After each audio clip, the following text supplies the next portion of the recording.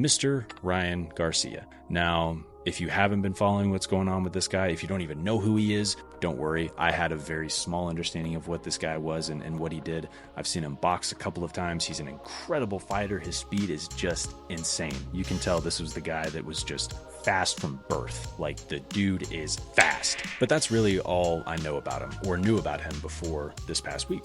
And there have been a couple of things that have happened. First of all, there was this audio recording that was released between him and none other than Andrew Tate himself. That's a whole other topic that I'm not even going to talk about, where he started saying some interesting things and recalling some interesting events where nobody really knows if he's telling the truth or if he's just losing his mind, if he's having a mental breakdown. But I wanted to talk about them just really quickly. So it seems as though Ryan Garcia is claiming that a group of Hollywood elites or political elites, it's not really specified, but that there is a human trafficking organization at play at work, that he has seen some things at the Bohemian Grove, which is a whole other conspiracy in and of itself, and that he was also abused by these people at a very young age. Now, here's my take on this. I've had the opportunity to work with people in my life that combat human trafficking for a living, and I've been kind of educated on the subject.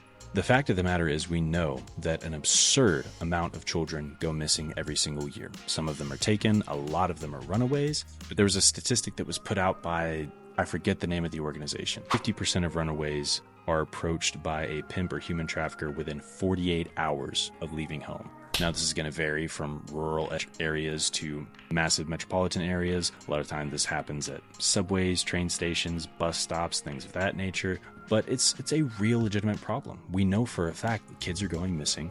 We know for a fact that kids are being taken or picked up. And the most profitable thing that you're going to do with a kid is sell them. So, like, this is happening, whether it is by a group of Hollywood elites or political elites or by just everyday criminals, it's going down regardless. And so the whole conspiracy side of it, I kind of tend to stay away from, because at the end of the day, whether or not there's this Illuminati underground ring responsible for these things or not, it doesn't really matter, because we know they're happening. We know the children are going missing, and we know it is our job and responsibility to find them. Now, if anybody wants to come forward with names or evidence or specifics, absolutely, like, let's do that. But the whole conspiracy side of it just seems incredibly non-productive when you know that thousands of kids are going missing every single year, and we can actually do something about it rather than trying to uncover some mythical plot that may or may not actually exist. Like, we know the bad thing is happening, let's just solve it. Let's try to find the children, and if the children lead us to this massive underground ring, then cool, great, we'll take it down. But number one priority is really just finding the kids. Again, I'm not an expert, but I've been around people that I would call experts in this field, and that seems to be the consensus idea. As for Ryan Garcia himself, it does seem kind of like a boy cried wolf situation. I really, really wish for his own credibility that he would have just waited. That he would have waited until a lot of the controversy died down, maybe after his fight, or maybe just call off the fight in general, take some time, build some rapport with the public, and then come out very calmly with whatever evidence he has and lead with that.